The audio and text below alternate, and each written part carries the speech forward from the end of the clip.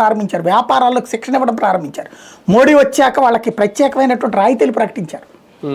వీళ్ళు అది ఇన్నేళ్లు చేయలే. పైగా దళిత బడుగు బలహీన వర్గాలకు సంబంధించి అన్యాయం ఎవరు చేశారు? వీళ్ళు కాదా చేసింది? ఎందుకని రిజర్వేషన్లకు సంబంధించినటువంటి దాంట్లో అన్ని వర్గాలకు అందేటట్టు చేయలేకపోయారు? ఎందుకని ఈవేళ వర్గీకరణ గురించి కోర్టుకు ఎక్కాల్సిన పరిస్థితి వచ్చింది? ఎందుకు అన్ని వర్గాలకి సమన్యాయం జరగలేదు? రెండవది, ఇవాళ కూడా సిగ్గుపడాల్సింది ఏంటంటే, అదే ఎస్సీ ఎస్టీ ప్రాంతాలలో ఇప్పుడు ఎవడండి వస్తోంది? ముస్లిం సామాజిక వర్గానికి సంబంధించిన వాళ్ళు కదా ఈశాన్య రాష్ట్రాల్లో వచ్చి దోచుకుంటోంది వాళ్ళని. కాశ్మీర్లో దోచుకుంది ఎవరు? అక్కడ ఉన్నది ఎవరు? ఇంతకు ముందు గిరిజనులు కాదా ఆ ప్రాంతంలో? పండిట్ అంటే బ్రాహ్మడు కాదు, అది గుర్తుపెట్టుకోవాల్సిన అంశం.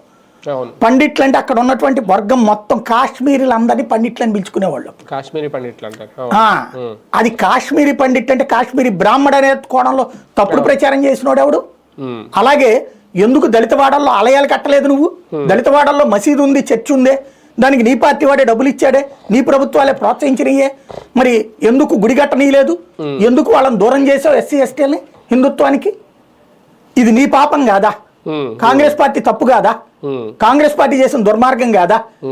ఇతర దేశాల యొక్క మత ప్రమేయానికి సహకరించిన వాళ్ళు వీళ్ళు. అమెరికా వాళ్ళు, ఇటలీ వాళ్ళకు సహకరించిన వాళ్ళు వీళ్ళు. ఇప్పుడు పోచుకోలు కబుర్లు చెప్తున్నారు. అవును, ఒక రకంగా కాంగ్రెస్ స్వతంత్రం తీసుకొచ్చింది అనే అంశాన్ని ఇప్పుడు గుర్తు చేయడం అంటే గాంధీని మర్చిపోతున్నారు జన అన కాంగ్రెస్ పార్టీ ఉద్దేశం, లేదంటే మళ్ళీ మరొకసారి క్లెయిమ్ చేసుకునే ప్రయత్నమా?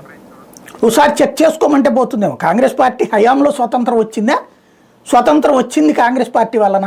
అంటే కాంగ్రెస్ దేశానికి స్వాతంత్రం తెచ్చిందనే విషయాన్ని మర్చిపోతున్నారు ఎవరు చెప్తున్నారు?